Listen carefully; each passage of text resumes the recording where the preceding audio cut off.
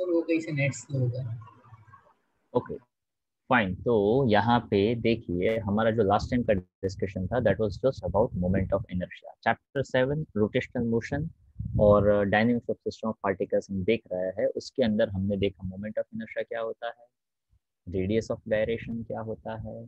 Moment of inertia है उसका formula हम कहते हैं that is M R square. Okay, तो एम आर स्क्वायर के अंदर एम मास है और आर जो है वो डिस्टेंस है, कहाँ से कहाँ तक का, तो कि जहाँ से जिसके अबाउट पूरे बॉडी को घुमाते हैं वहां से लेकर उसकी सरफेस तक के डिस्टेंस को हम आर कहते हैं।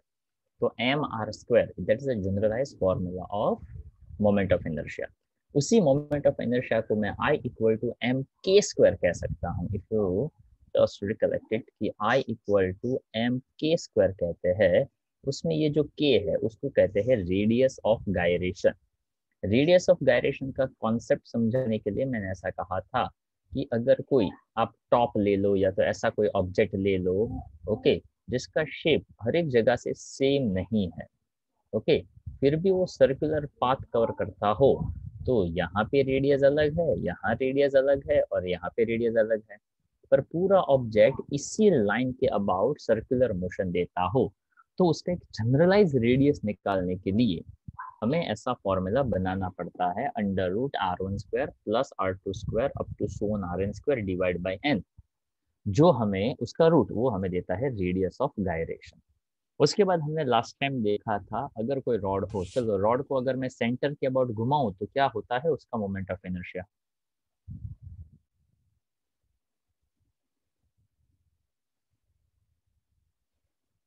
यस एनीवन, अगर कोई रॉड को, ध्यान से सुनिएगा जो लास्ट टाइम हमने किया था, कोई रॉड को उसके सेंटर के अबाउट घुमाऊं तो उसका मोमेंट ऑफ इनर्शिया क्या होता है।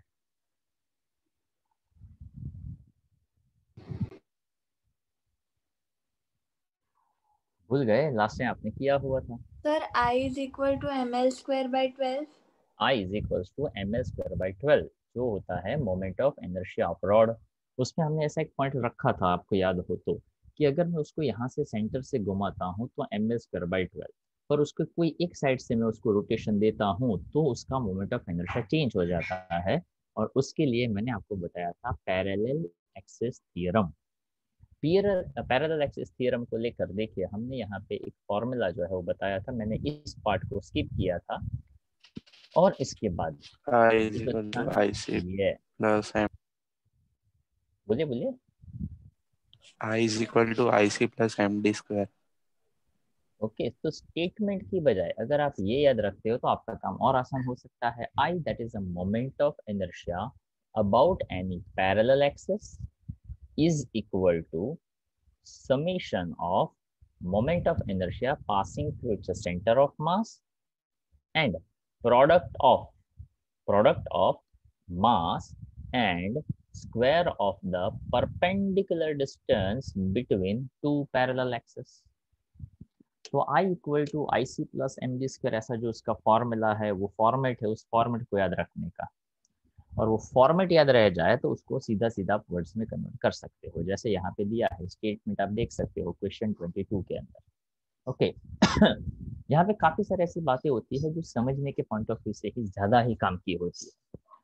तो रॉड के लिए हमने ऐसा समझा कि अगर आप सेंटर से पास करो तो एम एल स्क्वायर बाई 12 याद होगा, लास्ट टाइम हमने उसको भी देखा था कि अगर एक एक्सेस से लेता हूँ तो यहाँ के लिए मोमेंट ऑफ इनर्शिया फाइंड करना हो तो हमने वैल्यूज डाली थी कुछ इस तरह से, याद होगा आपको, M L square by 12 plus M distance between them that is L by 2, rod के कॉन्टेक्स्ट में याद करिए वहां पे लिखा था L square by 4 and that give us M L square by 3। याद होगा ऐसा कुछ कुछ, याद करिए लास्ट टाइम का आपका class work. Yes sir. Yes sir। हाँ, तो वहां से हमने देखा था। अब जो जो पॉइंट लास्ट टाइम हमने नहीं डिस्कस किए थे आज उसी पॉइंट्स को हम यहाँ पे कवर करेंगे। तो सबसे पहले तो जो क्वेश्चन हमने स्किप किया था पहले उसके बारे में देख लेते हैं। देखो यहाँ पे क्वेश्चन 21 तक जो है उसमें कोई क्वेश्चन हमारा मिस हुआ था या तो हमने मिस स्पेसिफिकली स्किप किया था। आई थिंक वो लास्ट टाइम एक क्वेश्चन स्किप किया था वो तो कवर कर दिया हमने, राइट? यस सर कर दिया।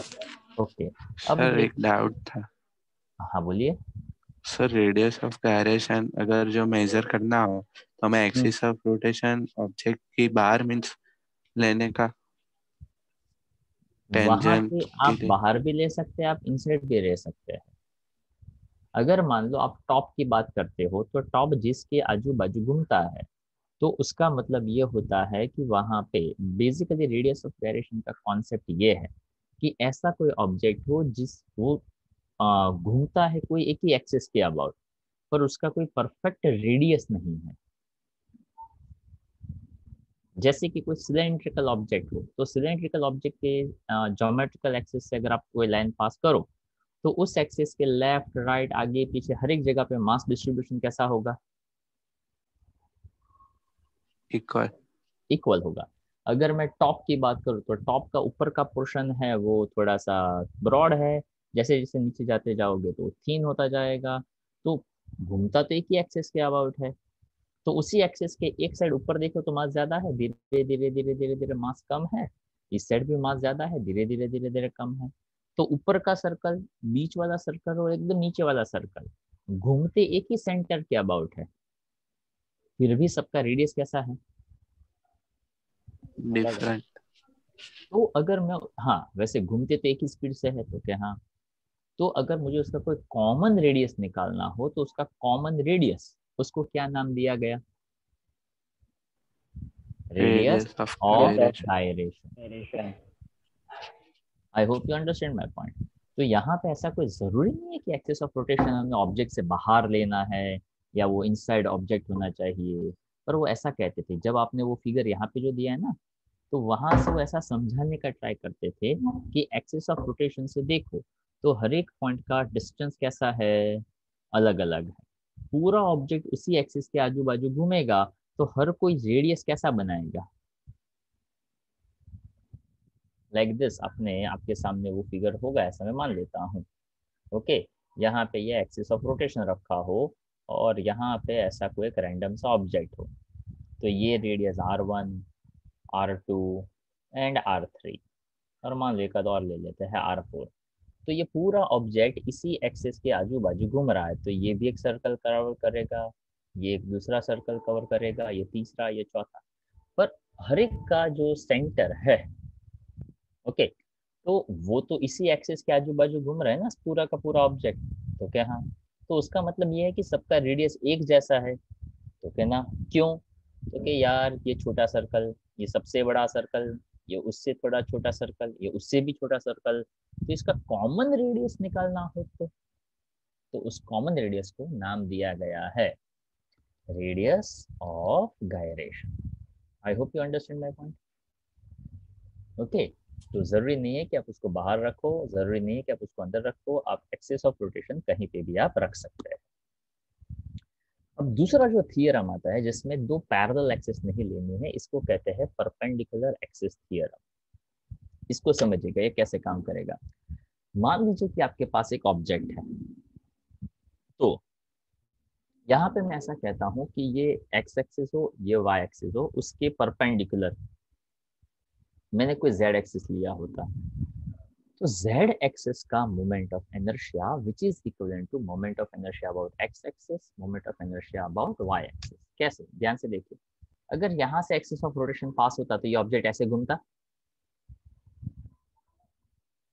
ओके, अब मान लो मैं ये ऑब्जेक्ट को ऐसे रख रहा हूँ, ये प्लेन है। अब एक्सिस ऑफ रोटेशन यहाँ पे होता है जिसके अबाउट ये ऑब्जेक्ट घूमता, तो ये ऐसे घूमता।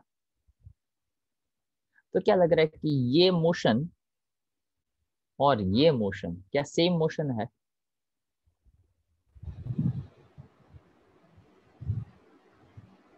यहाँ पे सर्कल जो ट्रैवल हो रहा है वो एक अलग प्लेन में ट्रैवल हो रहा है, यहाँ पे Yes. सर्कल एक अलग प्लेन में ट्रैवल हो रहा है। मतलब इसका प्लेन ये वाला था, ये वाला, दूसरे सिचुएशन में ये वाला प्लेन था।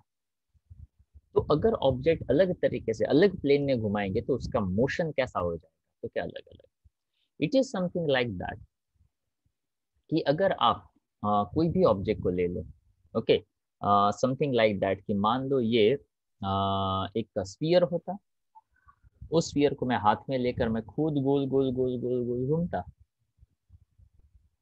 तो स्फीयर मेरे हाथ में है और मैं गोल गोल गोल गोल ऐसे घूम रहा हूँ, पहला किस्सा। दूसरा, उसी स्फीयर को मैंने ऐसे हवा में थ्रो किया और वो पूरा स्फीयर ऐसे गोल घूम कर आया।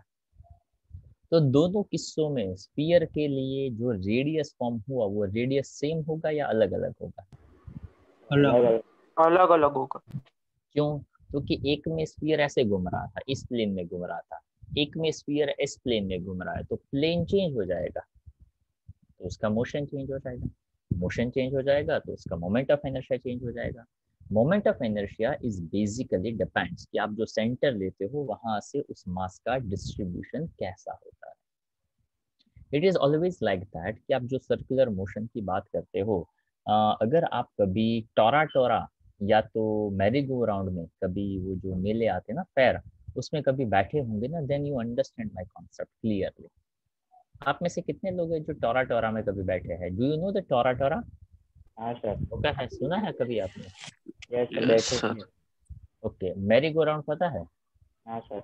Yes sir. Yes Yes, sir. अब दोनों देखा जाए तो दोनों का मोशन एक तरीके से किस शेप में होता है?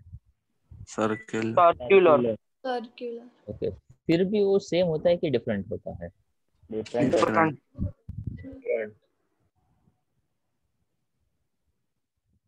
तो फिर भी वो सर्कुलर फॉर्म पे ही घूमता है, सेम ही तरीके से होता है, तो फिर भी वो अलग अलग है। क्यों वो अलग अलग है?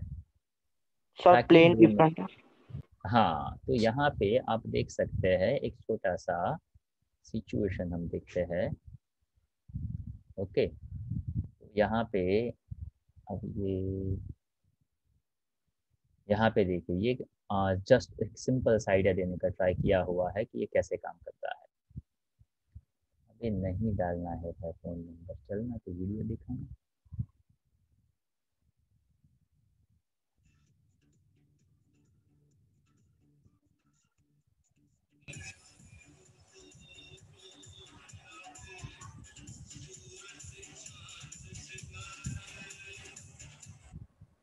ओके, तो यहाँ पे आप ये जो मोशन देख रहे हो उसका जो एक्सिस है, आप यहाँ पे देख सकते हो एक रॉड आपको दिख रहा होगा, यहाँ पे सेंटर पे एक रॉड है, उसके आजू बाजू पूरा ऑब्जेक्ट है वो घूम रहा है। पर ये जो टोरा टोरा है वो बहुत बेसिक टाइप का टोरा टोरा है। Okay, if you just notice that, यहाँ पे थोड़ा म्यूजिक के साथ भी हम देखें तो मज़ा आता है।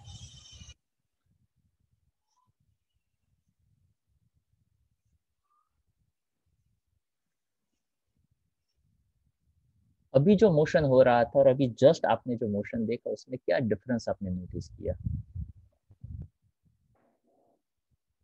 देखो, यहाँ पे जो मोशन है वो और अभी जो मोशन स्टार्ट होगा वो, ओके, क्या उसमें कोई डिफरेंस है? विजिबल डिफरेंस अगर आपको दिख रहा हो तो पहले वाले केस में अगर आपका नोटिस अच्छा हो तो यहाँ से आप देखो ये ब्लैक रॉड दिख रहा है आप लोगों को, उसमें से यहाँ पे जो हाइड्रोलिक होता है ना, वो हाइड्रोलिक बाहर निकला हुआ है। यहाँ से आप देखिएगा, ओके, आपका स्क्रीन जो है उसको अच्छी तरह से ऑब्जर्व करिएगा।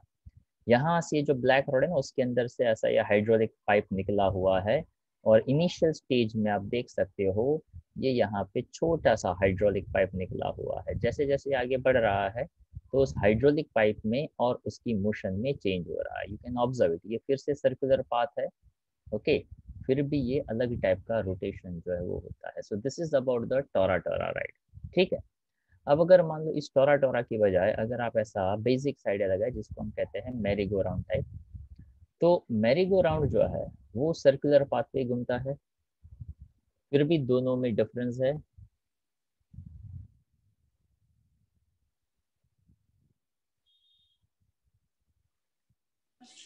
सो स्पीड भी अफेक्ट करती है ना?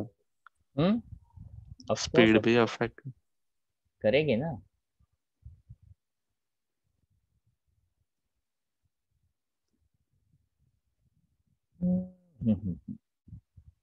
ओके, वैसे मेरी गो राउंड जो है वो अलग अलग टाइप के आते हैं। अगर आपने ऐसे सर्कुलर पाथ में, यहाँ पे जो दिखाने का मेरा पर्पस था वो ये था कि जो ये देखते हैं कौन, टोरा टोरा जो देखा था वो हॉरिजॉन्टल प्लेन में घूमता है और ये जो है वो थोड़ा वर्टिकल प्लेन में घूमता है। ये छोटे बच्चों वाला हो गया।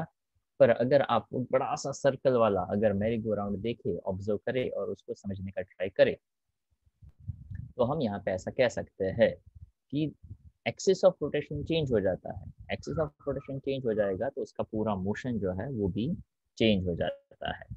तो यहाँ पे अगर किसी को आप परपेंडिकुलर प्लेन लेते हो तो यहाँ पे एक 2 डायमेंशनल ऑब्जेक्ट लिया हुआ है, एक्स और वाई एक्सिस लिए गए हैं और ये जेड एक्सिस है। तो जेड एक्सिस के अबाउट अगर मैं कोई ऑब्जेक्ट को रोटेशन देता हूँ तो उसका मोशन अलग होगा। अगर मैं यहाँ पे एक्स एक्सिस या तो वाई एक्सिस के रिस्पेक्ट में देता हूँ तो ये मोशन कैसा हो जाएगा, अलग अलग हो जाएगा। तो जैसे I equal to I C plus M D square याद रखने के लिए कहा था, वैसे इसको आप ऐसा कह सकते हैं I Z is equal to I X plus I Y. जिस प्लेन में आप ऑब्जेक्ट लेते हो उससे जो परपेंडिकुलर एक्सिस हो उसका मोमेंट ऑफ इनर्शिया बाकी दो के मोमेंट ऑफ इनर्शिया के एडिशन जितना है वो होता है। I repeat, the moment of inertia of a plane lamina about an axis perpendicular to its plane is equal to the sum of moment of inertia of the lamina यानी 2 dimensional body about any two mutually perpendicular axis। देखिए x और y एक दूसरे से perpendicular है, वो xy plane में ही है, z उससे परपेंडिकुलर है, तो जो परपेंडिकुलर एक्सिस है वो कितना बनता है, तो कि बाकी दो के मोमेंट ऑफ इनर्शिया के एडिशन जितना बनता है। इसको कहते हैं परपेंडिकुलर एक्सिस थ्योरम। ज्यादातर किस्सों में हम जो भी अलग अलग ऑब्जेक्ट्स लेंगे या तो लेना चाहते हैं उसमें इसी का कहीं ना कहीं पे यूज करना है। अब देखिए ये जो 23rd है वो एक एडिशनल क्वेश्चन है, पर मैं जनरली हर एक मतलब एवरी ईयर में समझाता हूँ। ओके, अगर आप देखेंगे तो एनसीईआरटी टेक्स्ट बुक के अंदर ये रिंग का मोमेंट ऑफ इनर्शिया ऐसा दिया नहीं, पर ये हमें पता हो वो बहुत जरूरी है। इफ रिमेम्बर इट, मैंने लास्ट टाइम आपको 4 पॉइंट्स बताए थे। कोई बताएगा कौन कौन से 4 पॉइंट्स हमें याद रखने चाहिए जिससे हमें कोई भी मोमेंट ऑफ इनर्शिया के बारे में पता चल सकता है? याद है किसी को? सर वो linear mass density, small mass element, small moment of inertia वो वाला, yes yes yes yes yes वही वाला। और टोटल मोमेंट ऑफ इनर्शिया। हाँ, तो देखिए वहां से मैं स्क्रीन में बता देता हूँ। इधर गया, ये रहा। देखो हमने last time moment of inertia rod निकाला था। तो देखो मैंने बताया था सबसे पहले डेंसिटी के बारे में पता होना चाहिए। 1 डायमेंशनल हो तो लीनियर मास, 2 डायमेंशनल हो तो सरफेस मास, और 3 डायमेंशनल ऑब्जेक्ट हो तो वॉल्यूम मास, पर अल्टीमेटली डेंसिटी के बारे में आइडिया होना। दूसरा, डेंसिटी से हमें स्मॉलर मास के बारे में आइडिया होना। तीसरा, स्मॉलर मास देता है small moment of inertia, and fourth and final total moment of inertia. यही 4 पॉइंट अब मैं यहाँ पे पहले आपको स्क्रीन पे मतलब हमारी नोट्स में आपको दिखा देता हूँ, तो आपको आई थिंक ज्यादा पता चलेगा। सी, क्वेश्चन किसके मोमेंट ऑफ इनर्शिया का है, तो कि क्वेश्चन रिंग का है। रिंग के लिए moment of axis of rotation कहाँ से पास किया, तो के मोमेंट ऑफ इनर्शिया पर ring about an axis passing through its centre and perpendicular to the plane. ध्यान से सुनिएगा। हाँ, ये रिंग ऐसा है, एक्सिस यहाँ से पास किया तो ये रिंग ऐसे घूमेगा। पहला रिंग का घूमने का तरीका। अब इस रिंग को मैं यहाँ से मतलब इसके परपेंडिकुलर नहीं पर इसके पैरेलल अगर कोई एक्सिस पास करो तो ये रिंग ऐसे घूमेगा। I hope you understand my point. समझ में आ रही है? देखिए ये एक रिंग जैसा शेप है, इसके सेंटर में से कोई एक वायर में पास करूं और मैं कहूं तो ये ऐसे घूमेगा। फर्स्ट पोजीशन मतलब इसका एक्सिस इसके परपेंडिकुलर है, इस सरफेस से परपेंडिकुलर है। अब यहाँ पे डायामीटर है, ये डायामीटर लीजिए। दिख रहा है डायामीटर, दिख रहा है ऑब्जेक्ट, दिख रहा है आप लोगों को? Yes sir. ओके, तो यहाँ पे ऐसा समझिए कि ये जो है उसके अबाउट, इसके अबाउट मैंने एक्सिस रखा होता तो ये ऑब्जेक्ट ऐसे घूमता।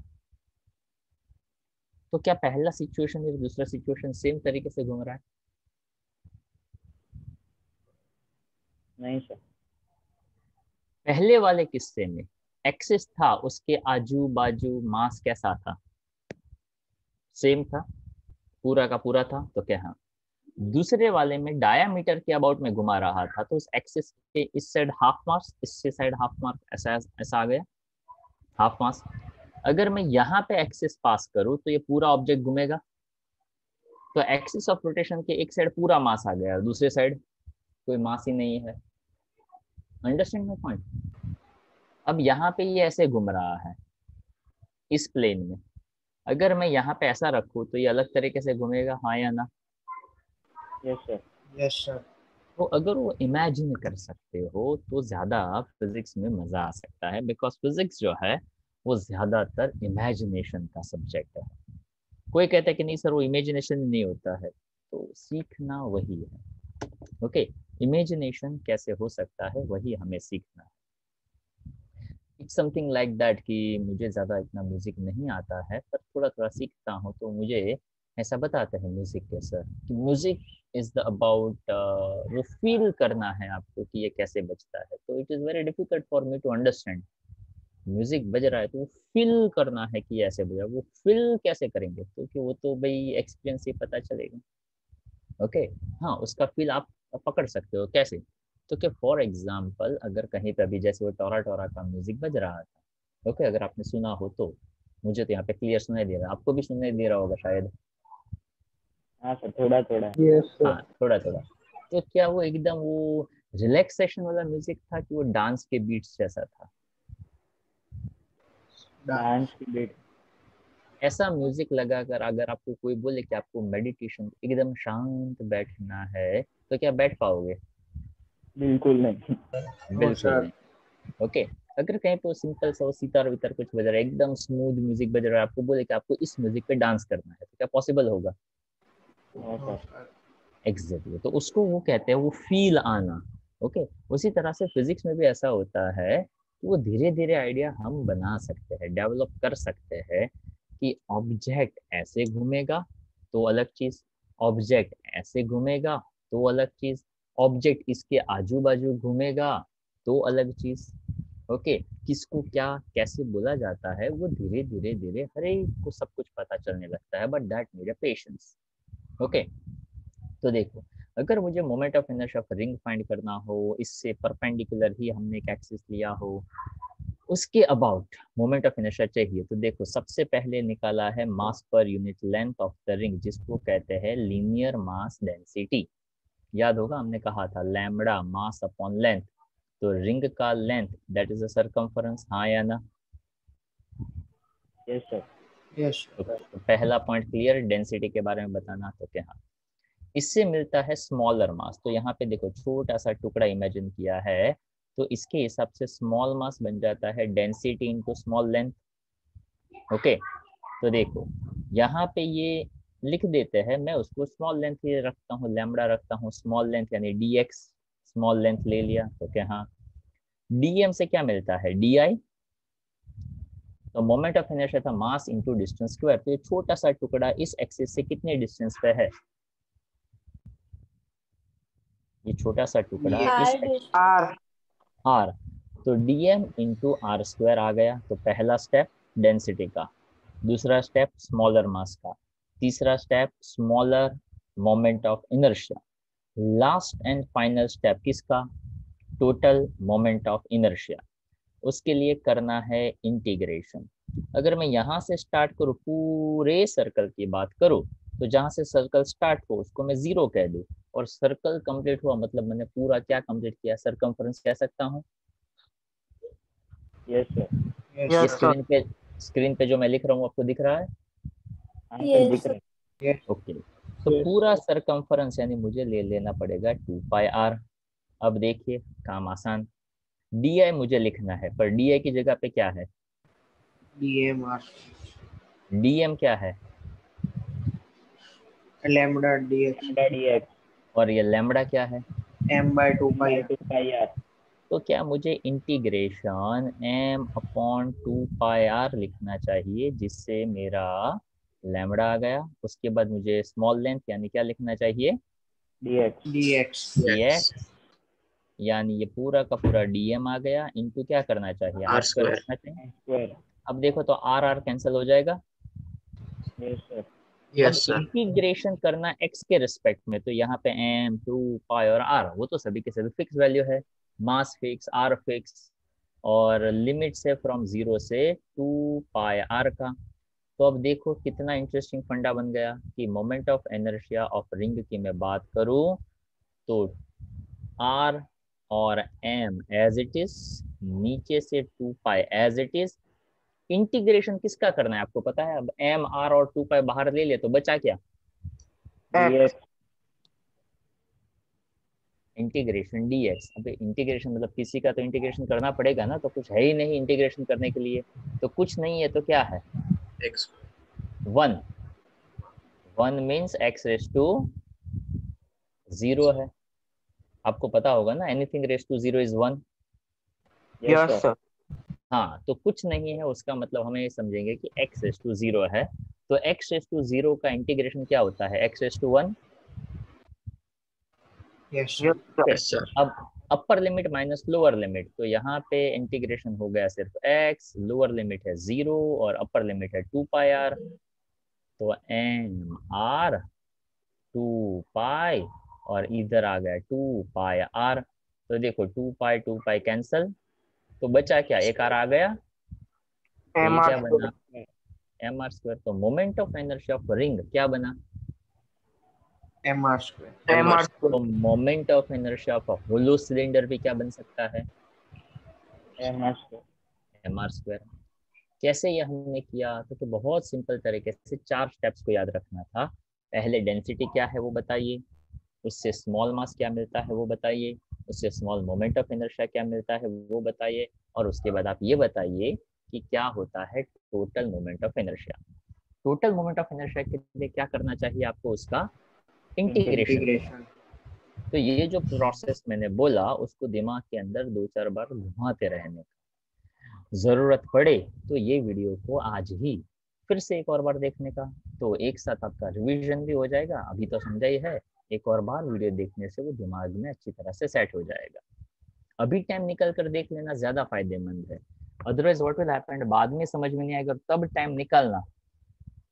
तो आज अभी थोड़ा थोड़ा दिमाग में तो होता ही है, अगर आज के आज हम फिर से रिपीट करके देखें तो हमें ज़्यादा पता चलता है। और ये सभी चीज़ें ऐसी होती है जहाँ पे रिपीटेशंस की आपको रिक्वायरमेंट डेफिनेटली रहेंगी। जितना अच्छी तरह से रिपीटेशन करेंगे उतना आपको और ज़्यादा पता चलेगा। तो डेंसिटी पहले बताइए, मास अपॉन लेंथ। उसके बाद स्मॉल मास बताइए, लिखा है mass of small element. Mass of small element क्या देगा, तो फिर स्मॉल मोमेंट ऑफ इनर्शिया। तो देखो आ गया small moment of inertia.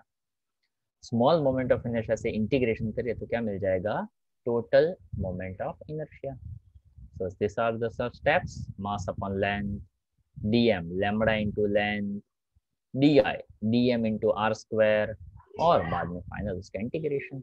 Okay, तो ये जितना सिंपल मैं बता रहा हूँ जो उससे भी ज़्यादा सिंपल है, पर वो आपको एफर्ट डालना चाहिए और याद रखने के लिए उसको 2 बार 3 बार 4 बार लिखना चाहिए। लिखोगे तो ही ये पता चलेगा कि हाँ ये सच में इजी है।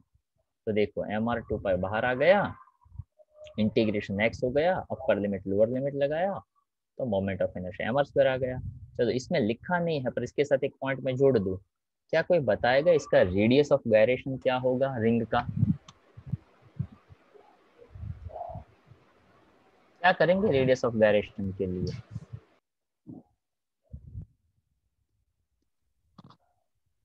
आई equal to M K square के साथ कंपेयर कर दो, K is equal to R हो जाएगा, खत्म हो गया। क्यों नहीं हो सकता, हो जाएगा। तो फिर क्यों नहीं हो सकता, तो क्या हाँ हो सकता है ना, you have to follow the procedure. अगर हम प्रोसीजर फॉलो करते हैं तो जो होता है वो हो जाएगा, ताकि हमें रेडियस ऑफ गायरेशन निकालने के लिए आई equal to M K square दिमाग में रखना है। ठीक है, अब देखो, अब ये जो समझा उसी को लेकर, ओके वैसे ये 24 हम कर चुके हैं राइट। हाँ, अब यहाँ पे ये जो है वो 25 से लेकर ये जो भी क्वेश्चन है, 4-5 क्वेश्चन जो भी है वो अभी करेंगे। पर उससे पहले यहाँ पे कुछ न्यूमेरिकल्स देखते हैं। 5th 6th आई थिंक मैंने दिया था होमवर्क में। ओके 9th आई थिंक करवाना है। 9th बाकी। हाँ 9th बाकी है ना। इससे पहले अभी जो हमने समझा उसी को लेकर ये इलास्ट्रेशन सेम टू सेम है। अब देखिए ये सिचुएशन याद आई, ये क्या है, डिस्क है। डिस्क में, हाँ डिस्क एक प्लेन में लिया हुआ है, उससे एक्सिस कैसा लिया, उससे परपेंडिकुलर लिया। यानी अगर मैं, अब ध्यान से सुनिएगा जो मैं बोल रहा हूं उसको, ये आपको यादें रखनी है ये सभी चीजें। Moment of inertia of rod ml²/12, moment of inertia of ring mr², moment of inertia of a disk that is mr²/2। Okay वैसे हर एक के प्रूफ है पर हमें थोड़ा लिमिट में चलना है इसलिए, otherwise moment of inertia of a disc mr²/2 कैसे आता है उसको भी हम प्रूव कर सकते हैं। वो एग्जिस्ट करता है पर ऑलरेडी रिंग और रॉड मैंने एडिशनल में ही करवाया हुआ है, जो एग्जाम के पॉइंट ऑफ व्यू से जरूरी नहीं है, पर आपको ज्यादा अंडरस्टैंडिंग मिले इसलिए वो मैंने करवाया है।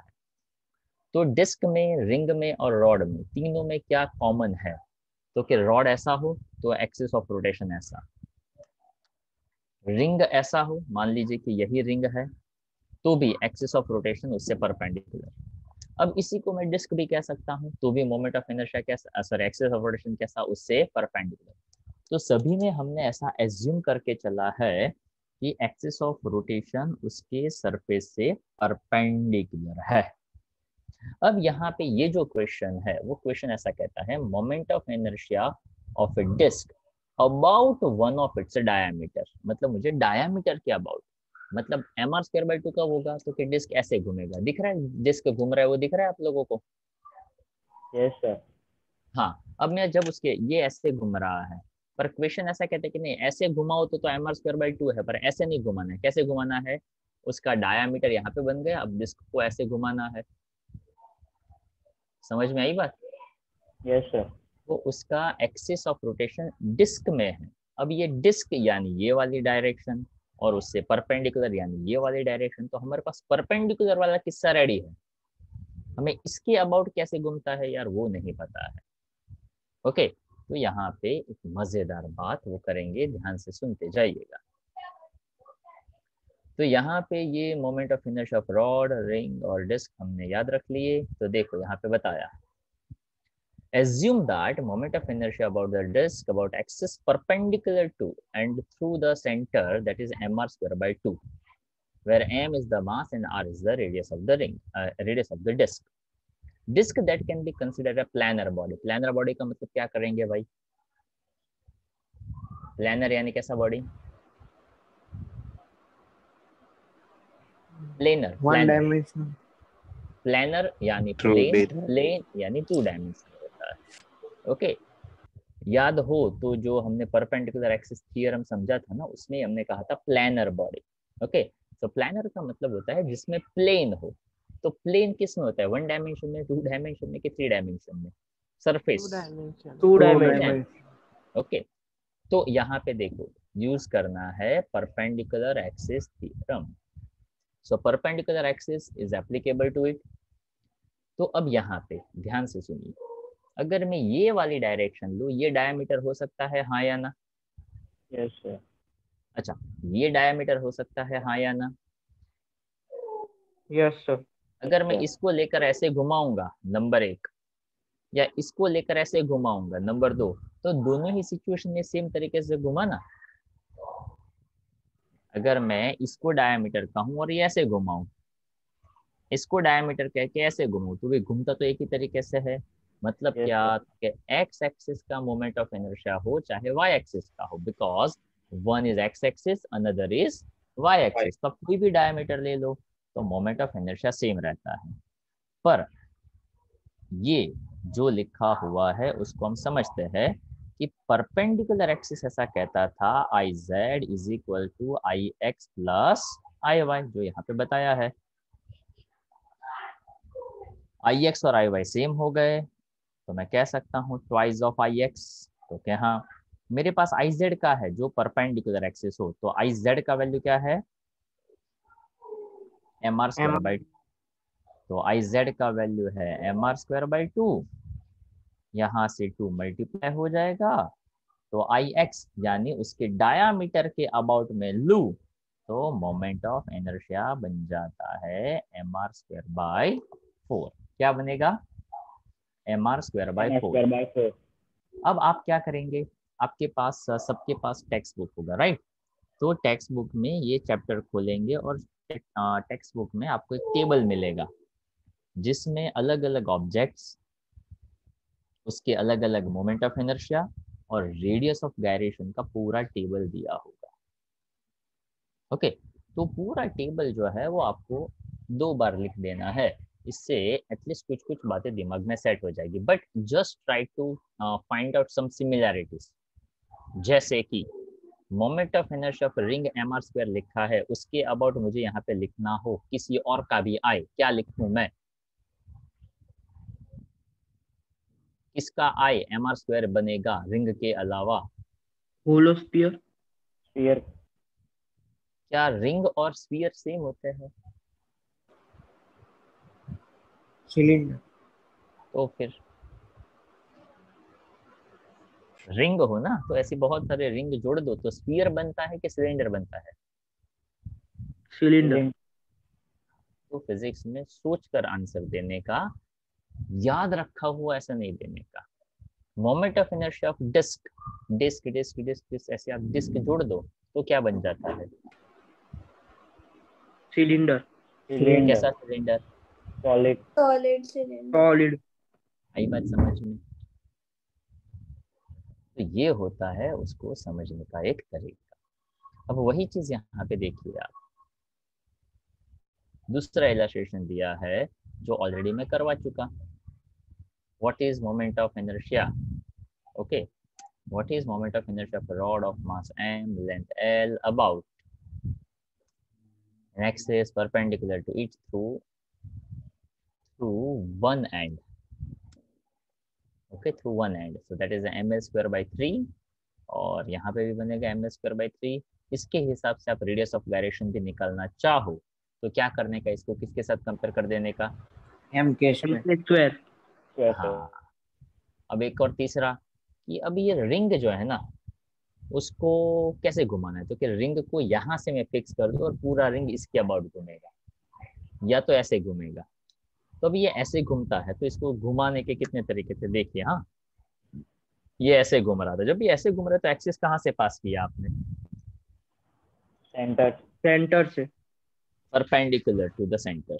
परपेंडिकुलर। जब ये रिंग ऐसे घूम रहा था तो एक्सिस कहाँ से पास किया,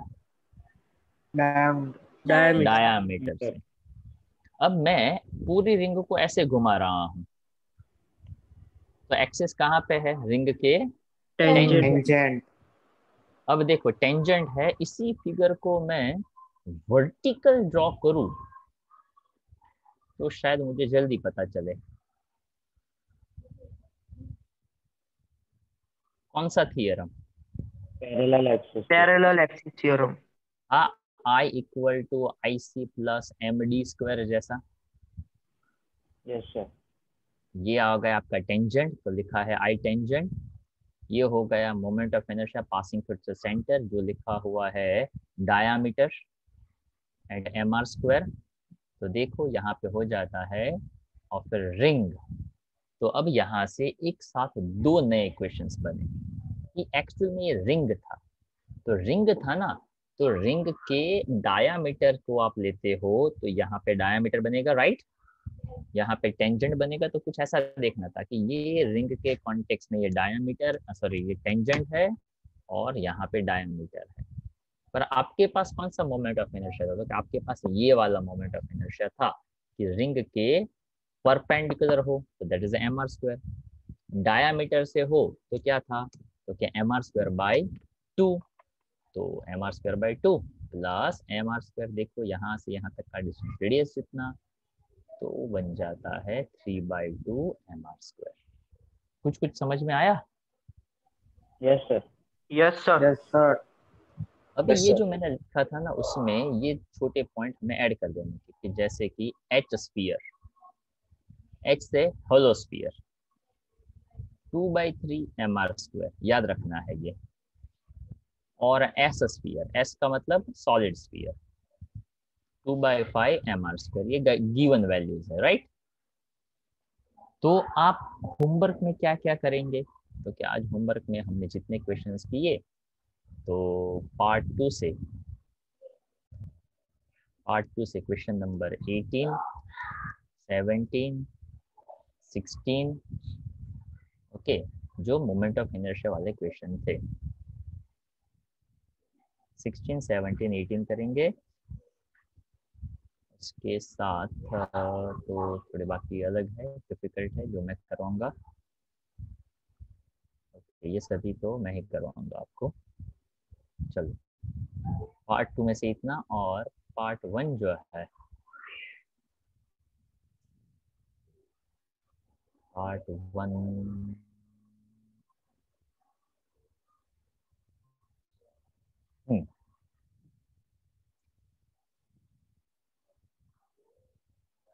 पार्ट वन में से रिपीट करेंगे आप क्वेश्चन 21, 22, 23, 24। ओके, आई रिपीट 21, 22 जो थियरम है, 23